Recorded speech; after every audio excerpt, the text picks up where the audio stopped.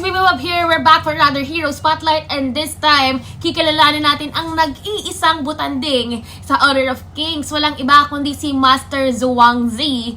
Kilala mo ba siya? Kung hindi, tapusin mo ang video na to para malaman mo.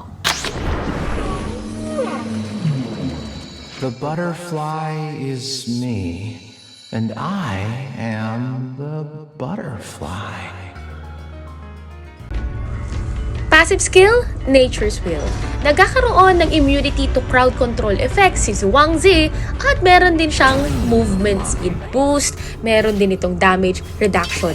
All in all, meron siyang instant purify. Skill 1, Kaleidoscope. Natitrigger ng Kaleidoscope ang kanyang passive and at the same time naglalabas ito ng mga butterflies, tatlong butterflies na nakakapagbigay ng slow at damage sa kalaban. Skill 2, Sleep Starts. Ito naman yung pabilog na range ni Zhuangzi na kung saan nagdi-deal ito ng damage sa kalaban at of course, mobility or movement speed para sa inyo mga kakampi. Na kung saan magkakaroon ka up to 5 stacks, the more the stacks, the better dahil mas sasakit ang iyong damage.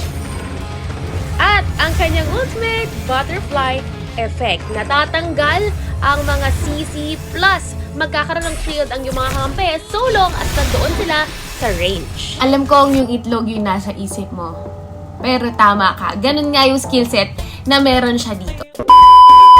Okay, so lagi niyo tandaan kapag ayaw niyong masisi, sino ba gusto masisi? Pag ayaw niyo ng sisi, si Zhuangzi ang piliin. Kita-kits sa susunod pang Hero Spotlight. Mag-comment kayo dyan sa baba kung sino nga bang heroes ang gusto niyong siya sa atin natin sa ating mga susunod na videos.